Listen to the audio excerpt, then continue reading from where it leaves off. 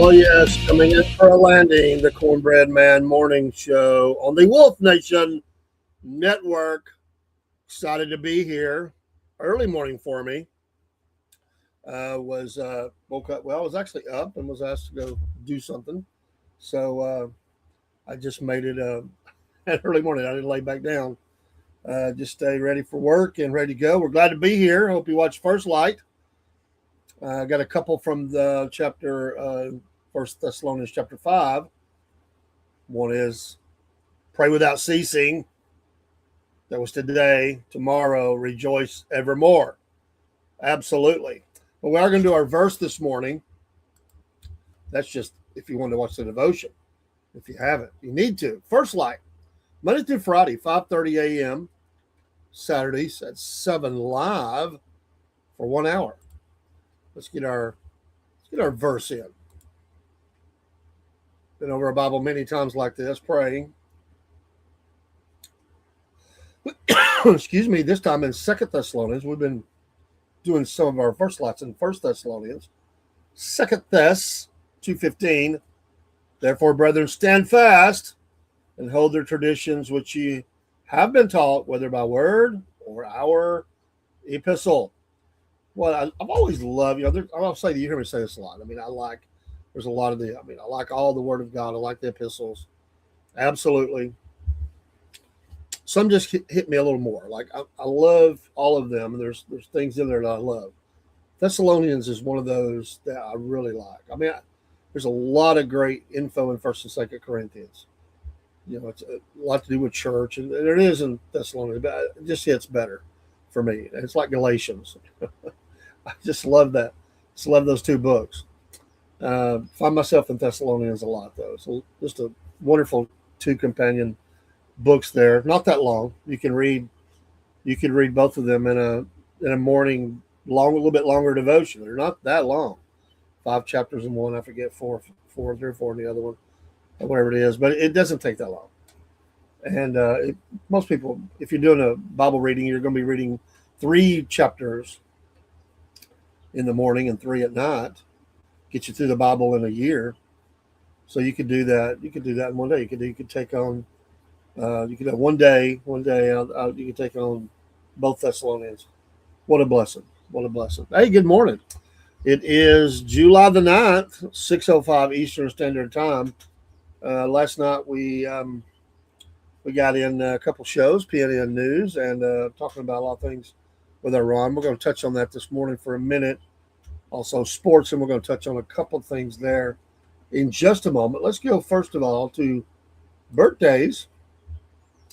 A few birthdays for the 9th we want to recognize. Tom Hanks is 69 years old today. Tom Hanks, 69 years old. Courtney Love, 61. I didn't realize we were the same age. I think I said that last year. 61. A couple more one to get. Fred Savage. Remember him? Actor, 49. Jack White, 50, rock singer. Know him. Let's see here. Jimmy Smith, 70 years old. A lot of 80s TV on movies. Been around the dial for a while. And Kevin Nash, the wrestler, 66 years old today. Richard Roundtree left this life in 2023, but it's his birthday day. Happy, hopefully heavenly birthday to you, 1942 to 2023. And the legendary, one of my favorites. Absolutely, such a tragic end. What an interesting character. Just couldn't beat the drink. Some say he got into some other things there's a lot of controversy about what really happened in the last moments of the great Bon Scott's life, former lead singer of AC/DC. And he was really great at spinning lyrics. He was an amazing musician. He plays the bagpipes, He had some problems early in his life. Was a man of simplicity. They said he only had, I think, just maybe 2 outfits. Very clean guy, kept everything very neat and clean. his problem was the drink. But all the groups coming up talked about what a kind person he was, things he did for him. Loved to have a good laugh. His last moments are in controversy. They didn't really investigate right. And the long standing story about how he died, I really truly don't believe it happened exactly that way. I think there was some other things involved. Um, the place, yes, and where he was at and all that. But I think that they bungled that investigation some.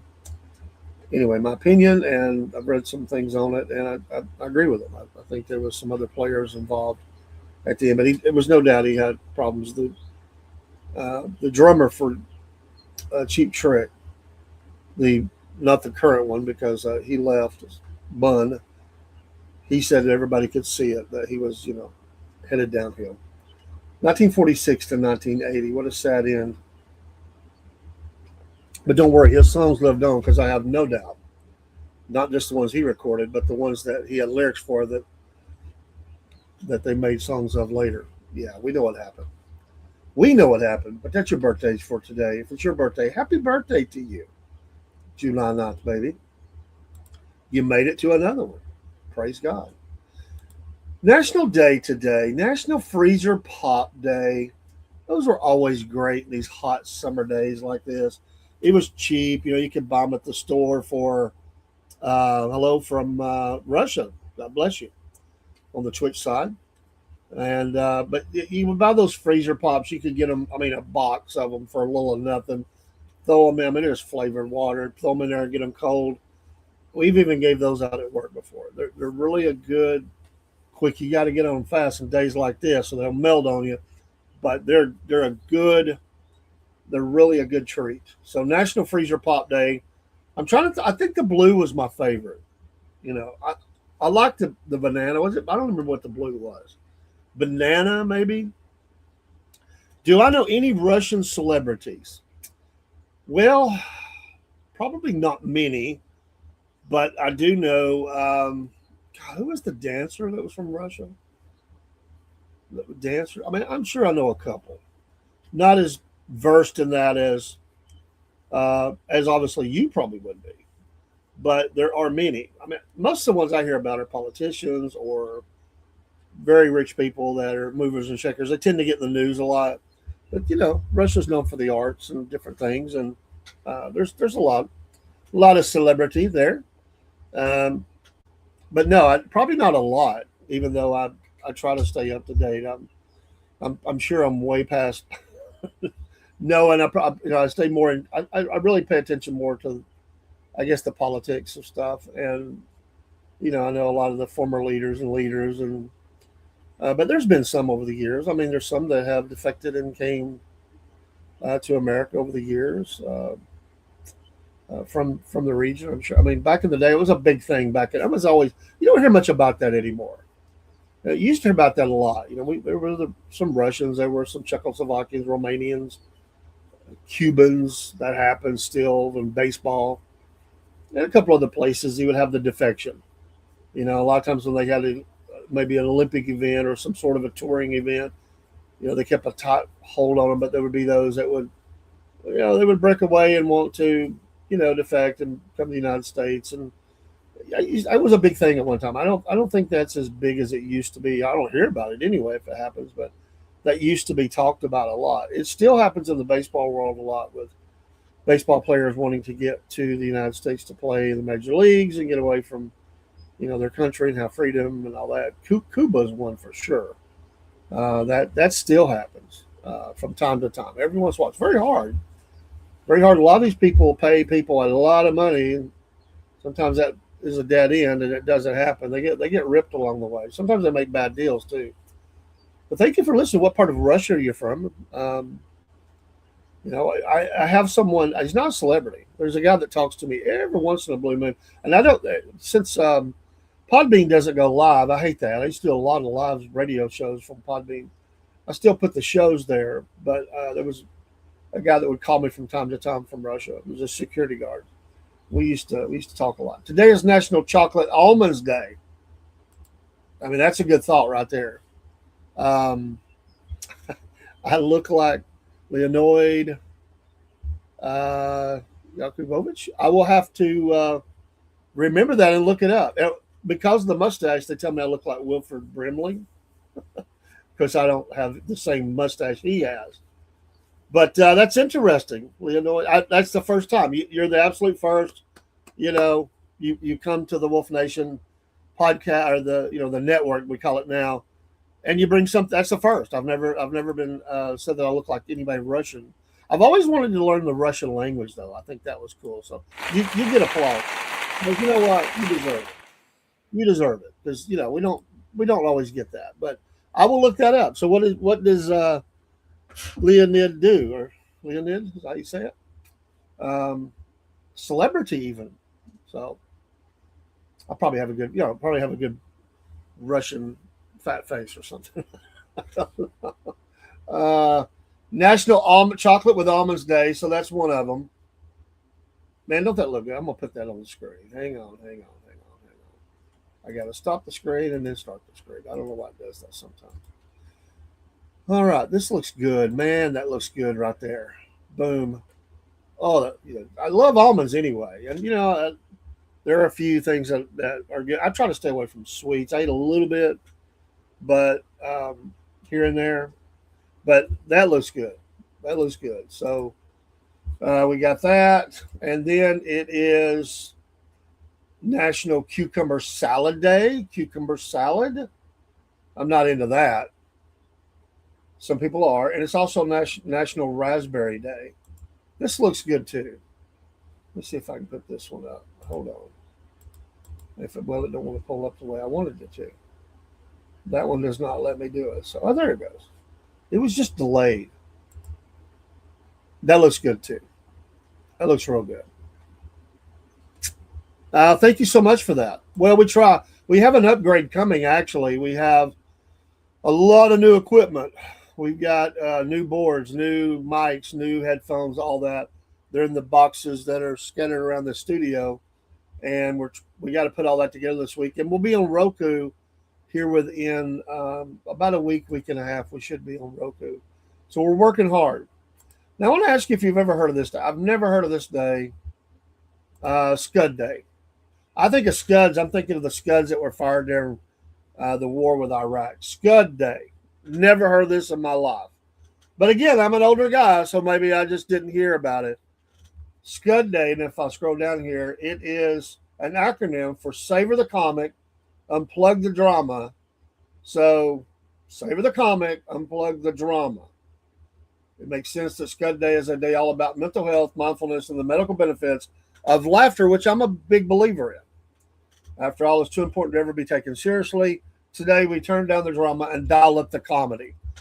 I can dig that because the scriptures tell us that laughter doeth good like a medicine. You're just healthier if you have a laugh, if you can laugh at something, if you can be happy. When we get stressed out, we get tense, it's not good for the body. So Scud Day, I'm going to remember that. I've never heard of that, but I like it. But I got to remember what it stands for. What was that? Savor the comic, unplug the drama. Yeah, savor the comic, unplug the drama. Scud. Well, acronyms are a killer because you just can't remember what they are. But I will remember Scud Day. All right. Well, we talked about it last night. The president, it's been 2 days of strikes. Even overnight, the news has escalated a little more. I'm on Newsmax this morning. Iran vows Hormuz closure, more attacks after U.S. strikes. They said that their state-run press TV said that Tehran has adopted a new military doctrine. These guys are comical. A new military doctrine, really? I mean, there's nothing new. The military doctrine has always been to be a bully and to kill and whatever. Following the developments over the past 48 hours, following any strike against Iran. So here's the declaration from Iran. Following any strike against Iran. Well, we've already done it. So now they say going forward, any strike against Iran, 2 immediate actions will be taken. Let's just love it when they give you the little disclaimer. First, we have to hear it again. I said it last night. How many times we have to hear the Strait of Hormuz? It's become the phrase of the year. First, the Strait of Hormuz will be completely closed to all maritime traffic. Let me tell you something, Bob. You're not going to close it down to the United States military. The carrier group that's going through there, you're not shutting that down. Okay, I don't care what side anybody's on. That's a fact. Book it down. Book it down from the old Hawaii 50. You're not going to shut down the American military from. So that part's a lie. You said all maritime, all maritime is going to stop. No, that's not going to happen. And we're going to escort people. Go ahead and have your little say, because that's not going to happen. Number 2, Iran will strike enemy targets at a ratio. Now they're going to give us a ratio of at least 2 to 1, meaning for every Iranian target hit, at least 2 enemy targets will get struck in return. Well, God bless you. Happy give your number day. That don't mean jack. Okay. So fly your little drones, fire your little missiles.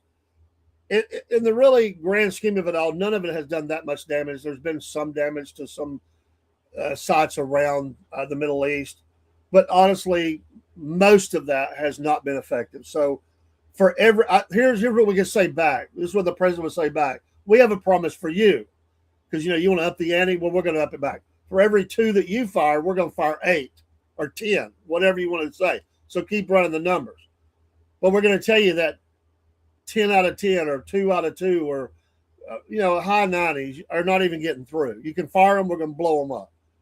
I mean, at some point, it's already affected. I mean, keep firing them. At some point, you're going to start running into some trouble with numbers. But anyway, the memorandum of understanding, which by the way has been ripped up, the memorandum that's dead. Signed on this matter clearly states that Iran will reopen the strait in accordance with its own arrangements. No, that's not what it said. That's what you said it said.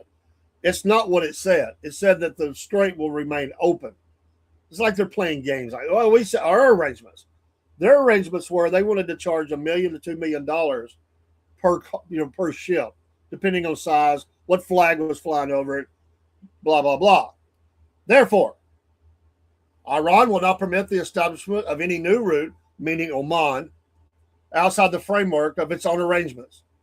Okay, have your little say. Tell me if that'll buy you a cup of coffee at the Tehran McDonald's. I don't know if Tehran has a McDonald's, but if they do, it won't. That little what you just said won't buy you a cup of coffee. That's what it's worth. The source also warned President Donald Trump against further military action. Quote, any threat will receive a powerful response. Iran does not distinguish between the United States and its partners meaning Israel, Saudi Arabia, whoever, especially Israel. In the region, the source told Press TV. Trump will gain nothing from these recent threats, but he will certainly lose both the Strait of Hormuz and the negotiations over a final agreement. The choice is now his. Okay, shut your pothole. Like, none of that is going to happen. None of it. You might fire 2 to 1. I don't know that you can do that, but if you do, good for you. You get the brownie point of the day, Iran. You're going to fire 2 to R1. That's fine. The choice is now his. Oh my goodness. Well, it's kind of like, I mean, come out and shake your fist at him. I mean, come on. If that makes you feel better, fire a few guns off in the air. I mean, that's the Middle East way. Remember Saddam Hussein? last time we saw Saddam Hussein, he was going down a hole with something around his neck. Remember, he had to come out and he would fire the little pistol in the air. The crowds would cheer. Saddam. He made threats too. You go for it. And how many of those before? I don't know who's speaking here. I come up with a phrase last night. In Iraq, we had Baghdad Bob. Is this guy Tehran Tom? I mean, that's what I'm calling. I'm assuming it's a him. They probably wouldn't have let a lady up there because they're abusive to ladies. They torture. They make them cover completely up. They shock them with cattle shocks. They beat them. They torture people. They hang people in the streets. They're horrible. And for every bomb that we drop, I wish every time it was the name of the young girl who came into Tehran, and whether people like it or not, she was standing for freedom, and she got down to a bathing suit. They were 16 years old, I think it was. They killed her. They tortured and killed her. You know what? For her, I wish I remember her name right now. For her, every bomb is for her. It's in honor of her and all the women that she represents that you have beat down, the people you have killed by the, there's no telling the number that they have tortured and killed and whatever else. So run your little mouth. I wish they hadn't come to this, but we're at the point that it is. I don't like conflict. I don't wish the United States was not in the conflict. I don't care what the reasons are now. We're in like Flynn. We're in so far. Run your little mouth. And nobody else has got the cojones to stand up to you, I guess, around the world, because they're all backing away or they agree with you. But this is what we can tell you as Americans, and we'll stand on it. You will not control the strait. You're not going to be the bully on the block. You're not going to collect tolls from everybody. It's an international waterway. We have just as much right there as Canada or Russia or China or any other nation to flow through those waterways. And if nobody else is going to make it happen, we will. Go ahead and have your little fun, your little say, your little soundbite, your little press TV. Go ahead and push it out there. The American military might will knock the heck out of you if you try to stop them coming through. Go ahead and try to call us up. Call us. That's what everybody said. Text us. Tell us how much the toll is. And you're not going to like what we text back or tell you on the phone. Go ahead. Go ahead and try that. That's what you want to do. And who is this person? Is it a minion? I mean, do they really speak? I mean, who is this person? The TV. I mean, come on. Who is this? Stand up. Get on video. Be brave. At least Baghdad Bob was on video. At least he was going live from the studio. Do you not have the capability now? Are they doing radio? Are they doing a podcast? I don't know what they're doing. But we never see the official standing there with the flags and they have their weapons in their hand. We don't see that. I want to see the video. Stand up. If you're gonna be bad, if you're gonna talk, with elbows out kind of guy, go ahead and make the video and put it out for all the world to see. And the next thing we're going to see on the video is it's going to be an explosion. I mean, that's why they don't do it. But amazing that they like to do that. So we'll see. Yes, they have hit a couple 3 ships. That's what started this. They didn't. You brought it on yourself. The memorandum of understanding, which I said was worthless. I said they would never abide by it. I said it wasn't worth the paper it was written on. It was just a political way to kind of calm things down for the midterms. That's all that is. The president's losing. I think he was pretty clear about it in the last couple of days when he called them scum and they're liars. I mean, they won't honor nothing, and we know that. Again, it doesn't matter. Whatever reason we were there, and everybody said, "Well, it's Israel. We're just supporting Israel." Whatever the reason, I don't even care about that. I'm saying that we will clear that waterway. You're not going to do it. We have the reach and we have the capability to do it. We're one of the few nations on the earth that does. And a lot of the other ones, there are a couple that would, maybe, but they're letting us do that. A lot of nations don't have the ability. And some of the ones who do have the ability, they're too sissified now to do it. I mean, they're just, their countries are a mess. They can't even handle their own stuff. And they're afraid to go in there. They're scared, as we say here in the South. But hey, go ahead and go for it. Iran's central headquarters warned that the source of any support for the aggressor, U.S. Army, to violate the sovereignty and territory of Islamic Iran, because now he's saying that he's going to take over the Karg Island. So now they're saying that no soldier will be left alive. Okay, now here's a direct threat to our military, a direct threat to our landing forces and whatever, if he does that. So I'm telling you, they're going to get lit up. Pray for the people of Iran, the good people who have lived under this since 1979, and they're caught in the middle. And I don't, nobody here would want disruptions to their life, bombs dropping over their heads. But it's kind of it's going to be rocky road. They know, because these people are going to fight to the bitter end. And there's a lot of people. I mean, it's a country of 90 million. There's probably 70 or 80 that are probably just people who want to live. The rest of them, they're a little less in number now, but there's still a lot of them. They're radical and they want power and they like to talk big and smack to the Americans. But they're saying that they will kill every soldier. That's what. Okay, but they can say that, and yes, they could cause some damage. They could put, I'm sure they're setting up snares and traps and bombs and everything else around the island right now, getting ready. If a legitimate will be a legitimate target for the armed forces. I don't know what's left of the armed forces. Maybe they have a lot of ground troops, but they got to get them on the island. I don't know what they got left. The military command also declared that the only safe route for commercial ships and oil tankers is the path designated by Iran. No, it's not. And we proved that time and time again. This is empty talk. But go ahead and talk. They said that they will not allow any interference in the management of the strait. Well, we're doing it. We're doing it. I don't know. You can say that, but I believe that the United States Navy has been the interference of the management of the strait. I'm pretty sure that all your ships, by the way, are at the bottom of the sea. A lot of your little fast boats, the little boats that could, the little speed boats with a gun on them, and they go out there and they try to, I don't know, run into something kamikaze style, or they try to plant a bomb on the side of the ship, whatever.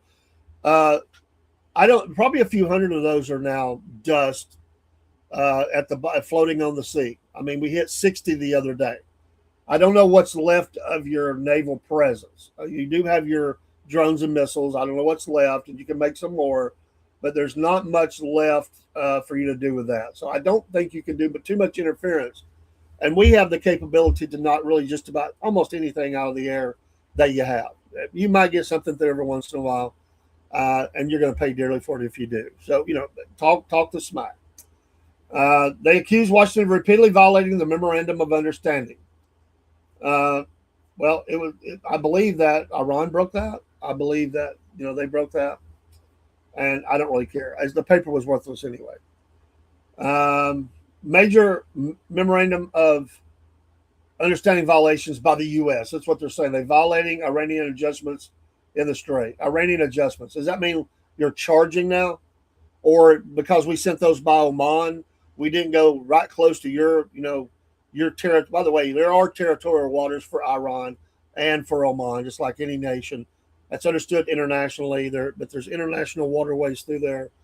The adjustments in the strait was we started putting ships to the side of Oman, and we're working with them, and that ticked off the Iranians. So I don't think that's part of the Memorandum of Understanding. I really don't care anyway. Reinstating oil sanctions. Well, they were coming off, and then they put them back on because of your little bombing campaign. So shut your pie hole again. Attacks on southern Iran. Again, see previous point. And then you knew this was going to be here. The continued Zionist aggression on Lebanon. Okay, I would have told them from the front end, they don't even have anything to do here. You let Lebanon and them work that out. You're not the spokesperson for Lebanon. You better worry about your own deal. That's what I would have told them. Whether you like what's going on between Israel and Lebanon, it's a whole other matter to me. Does not matter. They're just doing that to put their nose into that. Well, because they've been funding terrorism over there, for 60 years or whatever. They've been the main supporter of funneling weapons to Hamas and Hezbollah and all the others. We've disrupted that. Yeah, I'm glad. So I don't know how much you're getting through now. So if we've done that, good deal. Everybody remembers the Korean A 30 years ago when that ship that was taken $50 million in arms that was being tracked all the way from where it loaded out all the way into the Red Sea, and you lost it, every single one that you were shipping into the area, going to put through they were going to be used either across the border or put through the tunnels and brought into Gaza or wherever. So we know your games. I can care less about that. So this is what they end with. The era of bullying and extortion is over. It's like black on the kettle black or whatever you want to say. The era. I think that's what we're accomplishing here. You're right. You're right, Iran. Who is this guy that said this? Is the Parliament Speaker Mohammed Bakr Kalabaf. I believe this is who's speaking here. Some Mr. Mohammed. I believe that the era of bullying you're speaking of is yourself. And you're right. The era of bullying and extortion is over, at least from your end. Okay, that's what happened here. You're really stupid. I mean, honestly, you wanted this more. You wanted to fight. You could have backed out of this thing at any time, threw up the white flag and said, listen, we're kind of done we're going to leave it alone for a while. We'll go back in our hole for a while. Kind of like Libya did. They come out after a long time, run their mouth, and they got hit again. You could go ahead and you could have stood down.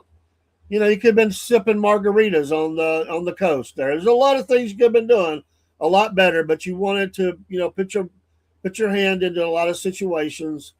You wanted to keep on playing games with the IAEA. You wanted to continue to build the nuclear weapon. You continued to say, and I've had people say, well, they signed an agreement. They were not going to drop it on anybody. And I'm sitting here thinking, and you trust any agreement they sign? Even the president says they lie. You can't trust anything they say. They don't follow through with that.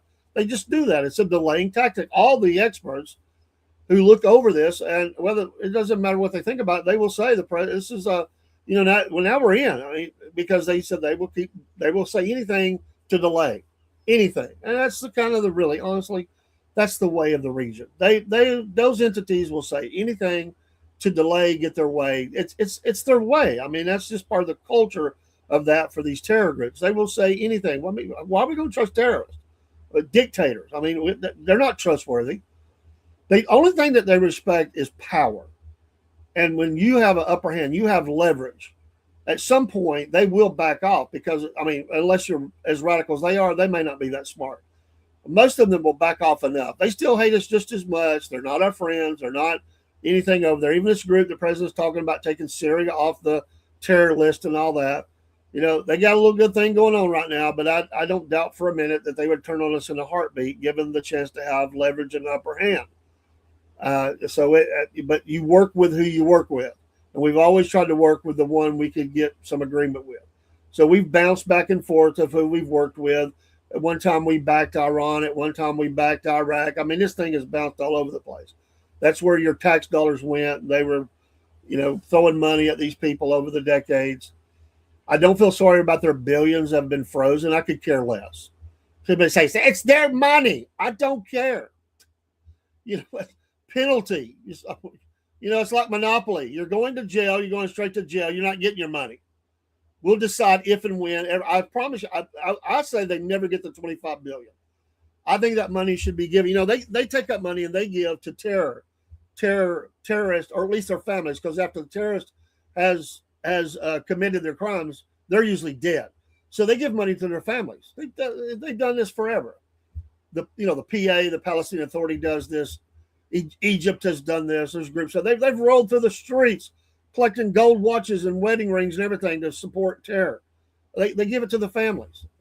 So yeah, Iraq's done it. I mean, PA's done it. Egypt's done it. I mean, there's group. They'll raise money for mass killings and stuff like that.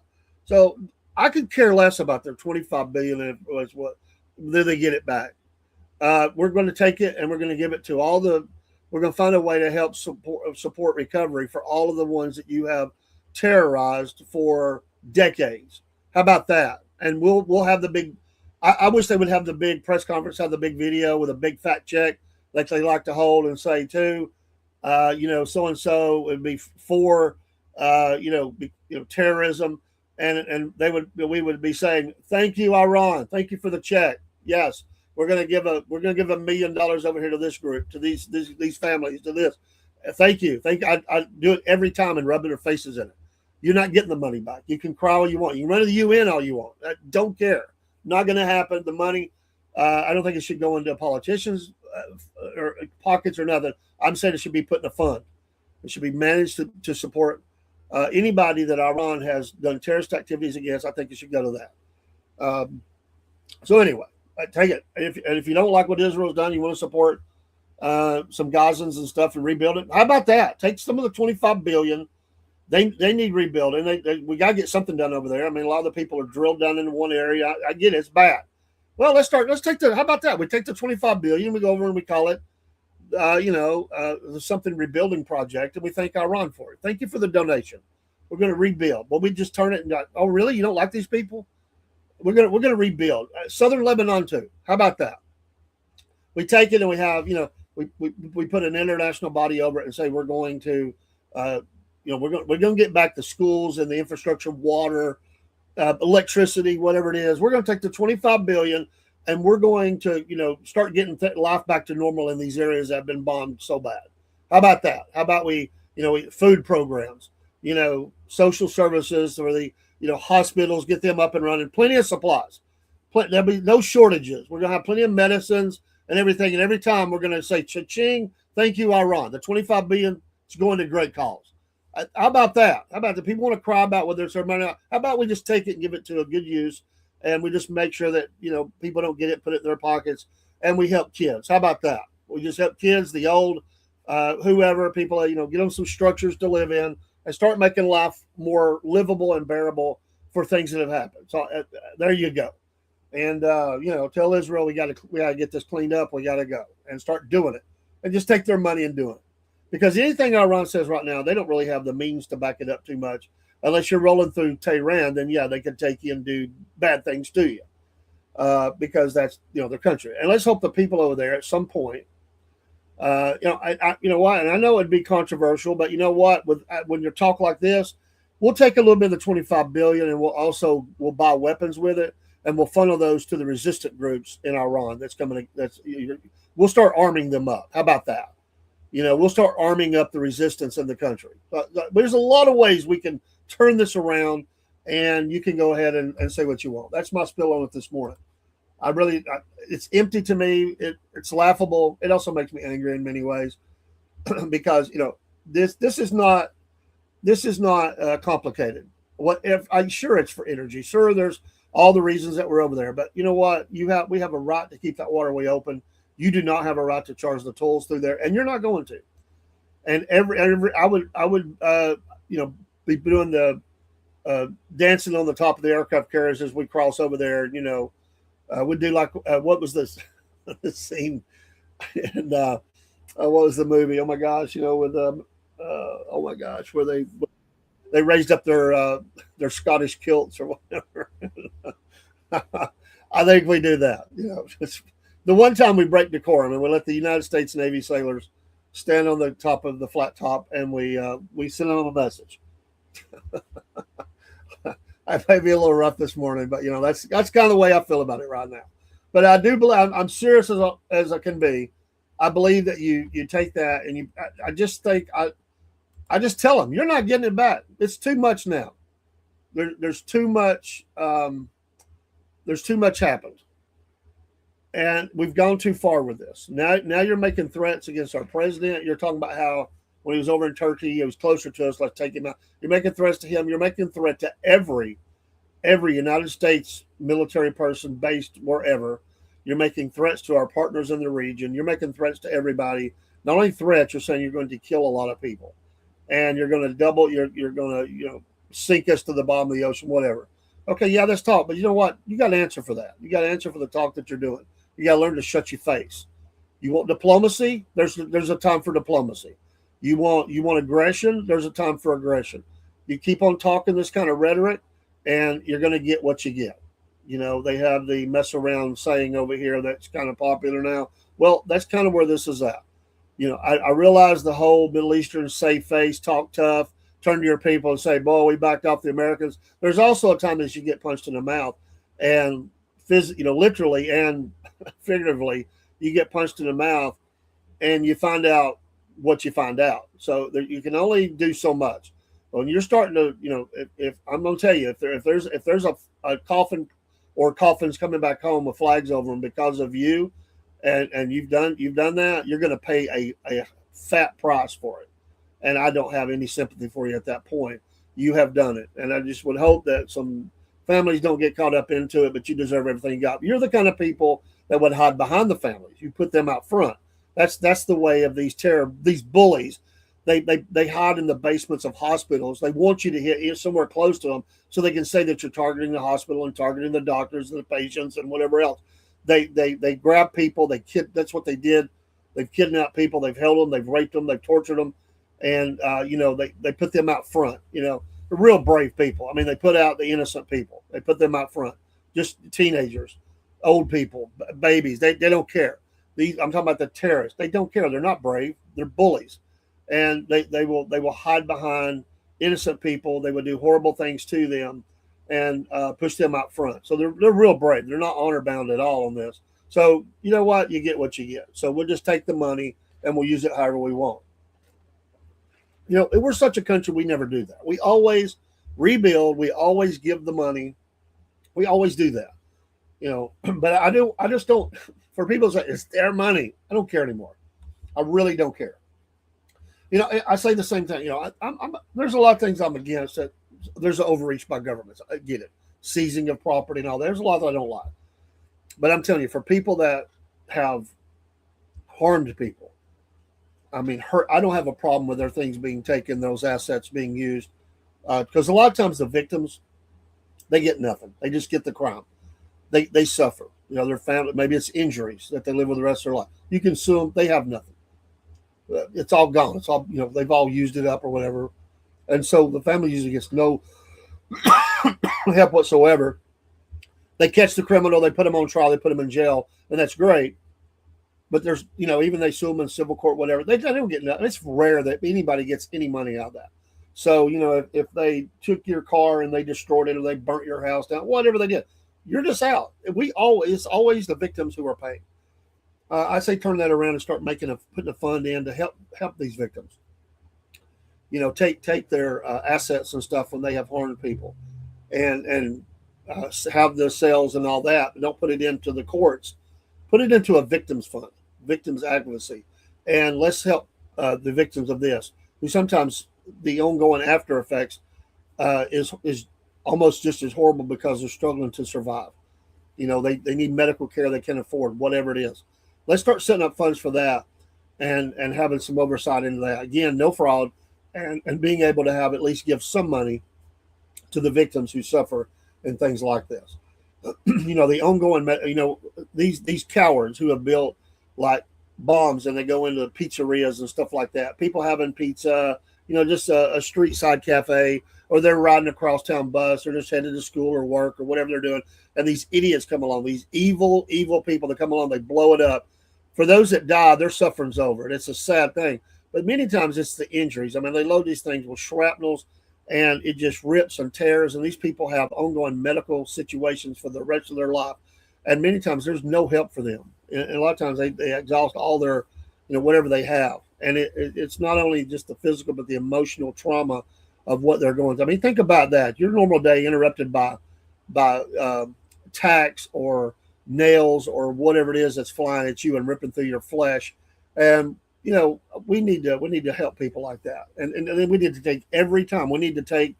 I'm for it. Freeze every asset we can get a hold of. Grab it. Not just freeze it. Grab it from any drug cartel. If we can verify that's theirs. If the leaders of those cartels, terror groups, whatever, their money has to be stored somewhere. They don't all have it sitting on pallets somewhere. There may be that, but a lot of times they've got them sitting there earning interest, and they have their own fund. Let's seize those things and start paying to help victims of their crimes. That's what I'm for. The Ebola death toll in the Congo has reached 600 as new cases suspected in previously unaffected province. That's an ongoing situation. And let's be praying for the Christians in the region as well who have been lined up. It's horrible. The dug pits and all that's going on over there. We need to go in there and wipe that situation out too. Another headline: Ukrainian drones better than Russian, batter Russian oil facilities, set more oil tankers ablaze. I've been hearing reports that Russia, speaking back to Russia, has been buying oil from China and others because there's gas prices have shot up big time there, over $11 in US dollars a gallon, and there's shortages, and so it is having an effect. This thing is heating up too and getting ugly. We need that one to end as well. Ukrainian drones on Thursday hit more Russian, and this was going into going into today, which is now they're ahead of us in their time. More oil facilities, and I'm telling you, I think Ukraine's lost the ability to build all these of their own. They may be building, but they're getting a lot of things because Russia hit 55 factories, 55 within the last week, and a lot of those were places where they make them. So I'm sure NATO countries, France, others, Germany maybe, are helping them with getting these and giving them intelligence. We could be as well, but I think it's more coming from NATO. Ukrainian drones on Thursday hit more Russian oil facilities and set 2 oil tankers ablaze in the Sea of Azov. A day after U.S. President Donald Trump pledged to grant Ukraine a license to manufacture the Patriot air defense systems. Ukraine's strikes on oil refineries and other infrastructure across Russia have triggered a widespread fuel crisis, with gasoline shortages and fuel rationing reported in multiple regions and drivers waiting for hours to fill their tanks. Again, more just people suffering in the midst of all this, ugly. Early Thursday, a Ukrainian drone strike triggered a fire at an oil depot in the city of Tver in western Russia, according to acting regional governor Vitaly Korolov. I probably butchered that last name. I'm sorry if I did. And in the southern Staropol region, it said the oil reservoirs have been set ablaze by Ukrainian drones. He said the authorities ordered the evacuation of residents of several apartment buildings in the facility as the fire expanded. In the Sea of Azov, Ukrainian drones set 2 oil tankers ablaze, according to Rostov governor Shluzar, who said that one of the ships was still burning and the crews were evacuated. The attack was the latest in a series of strikes on oil tankers in the area in recent days, part of Ukrainian efforts to cut fuel supplies to Russian-occupied Crimea. They've been hitting that area really hard for about 3 weeks now. Russia's defense ministry said that air defense is down 73 Ukrainian drones from late Wednesday until early Thursday. Ukraine's Air Force said that Russia fired 94 long-range strike drones and 2 ballistic missiles at Ukraine last night, while 72 drones were jammed or intercepted. 19 drones and both missiles inflicted damage at 13 locations.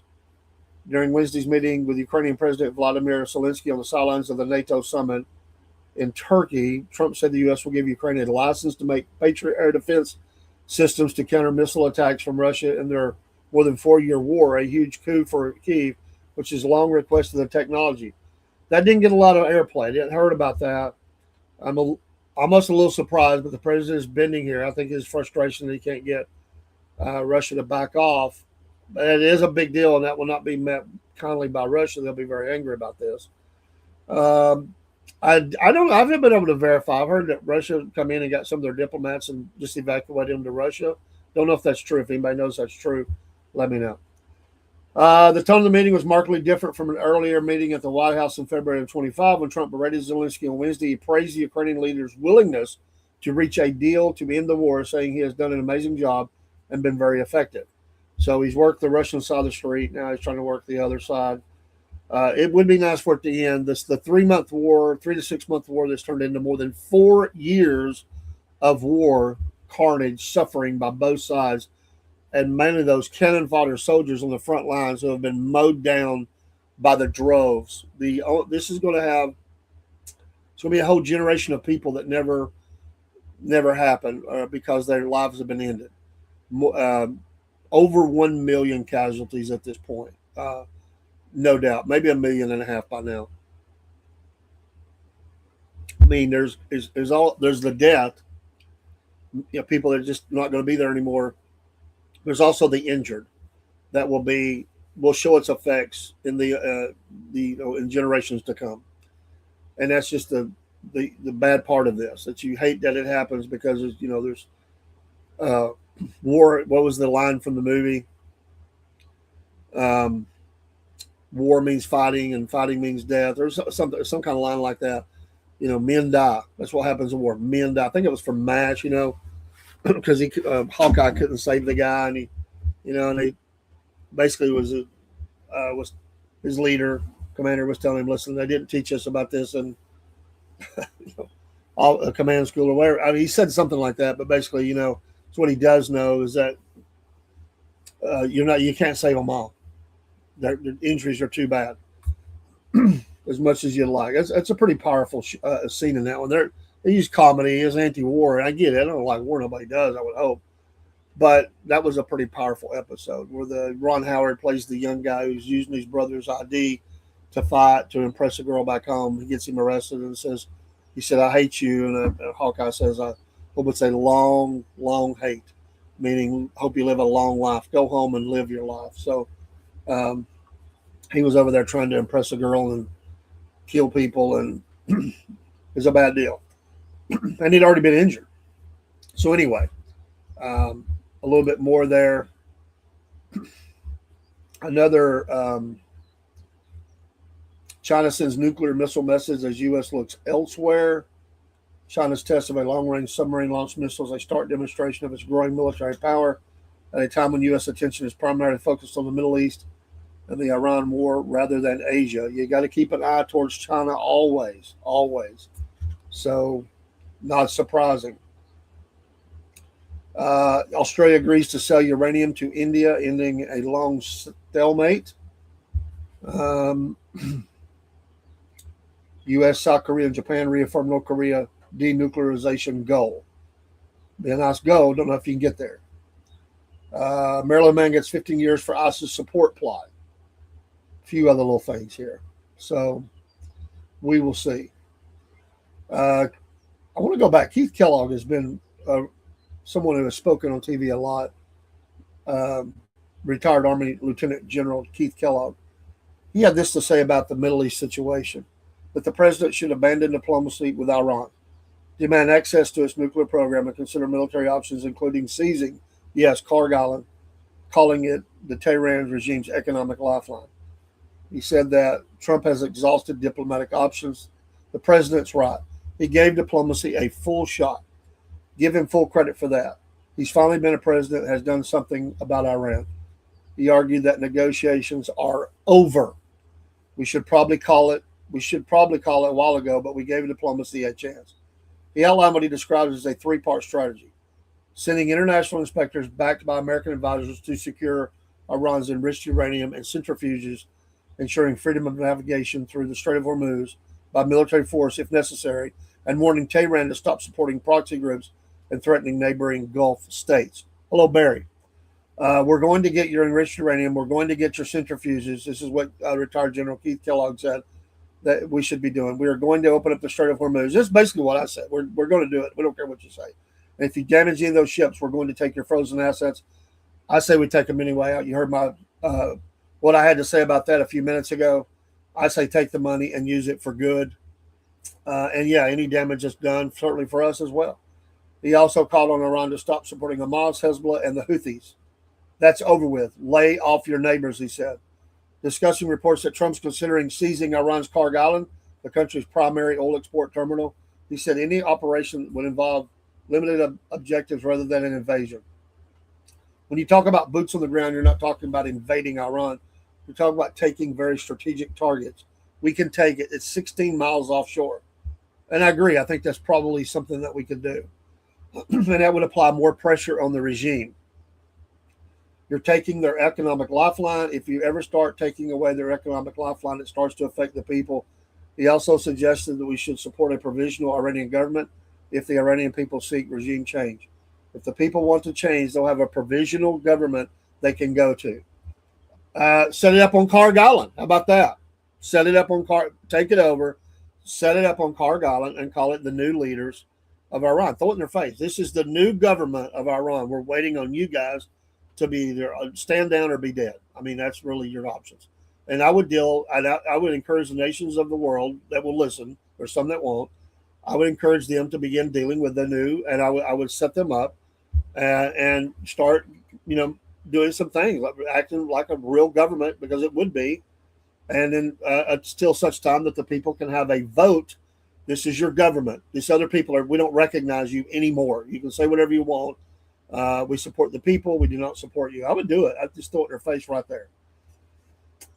He rejected suggestions that Americans would oppose a broader effort against Iran, saying public support would follow if Trump explained the stakes clearly.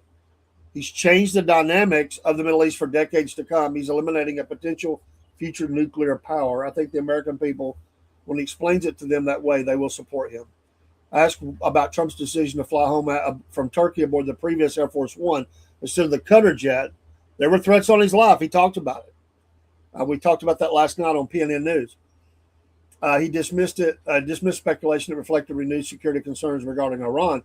I think what he's done makes a lot of sense. One thing I've got to say about President Trump is his instincts are spot on. And I would say on the plane, I don't think it was ever built with the full defense mechanisms that the ones we have are. I could be wrong. I think it was more of a ceremonial thing about it.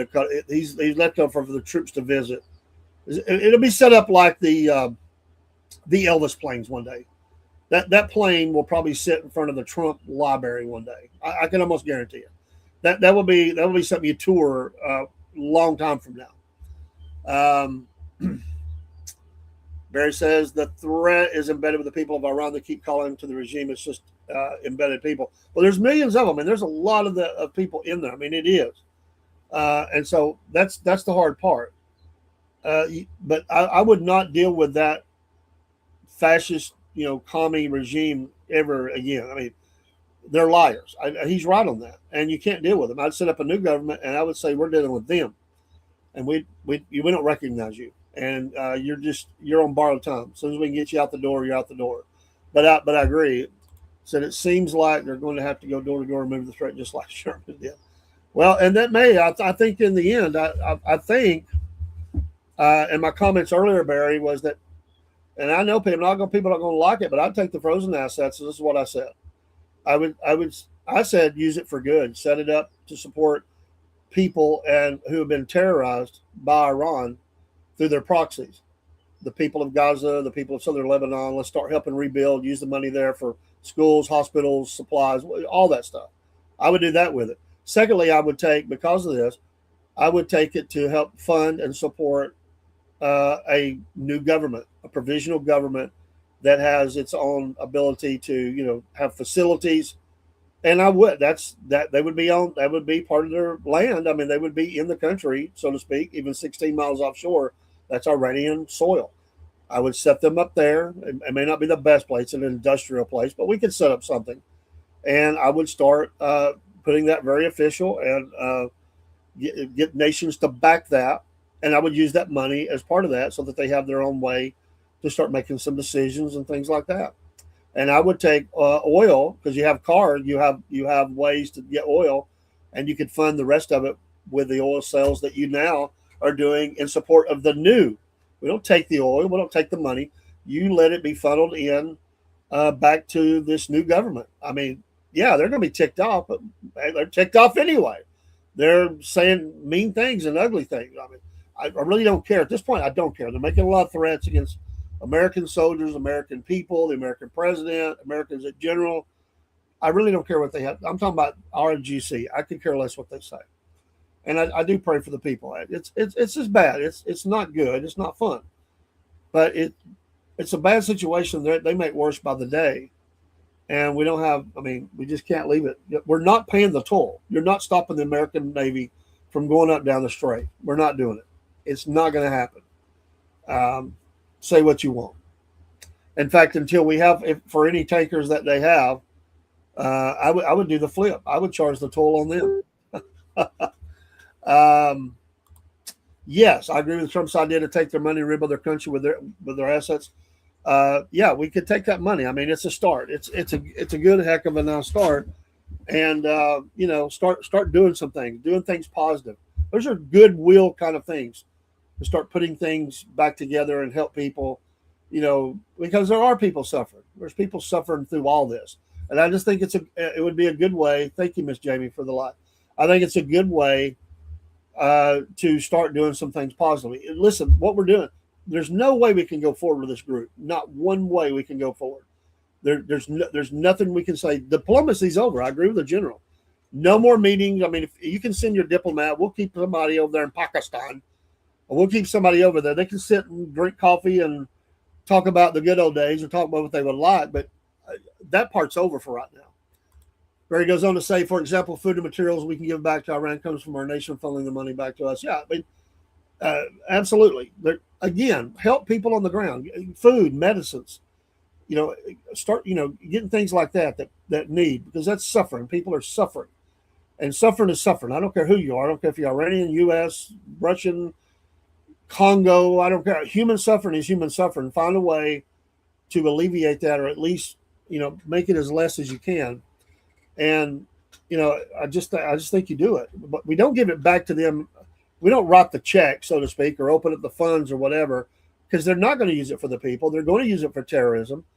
And I just say we're not going to do that. So say, sure, it's your money. Sure, this is what we're going to do with your money.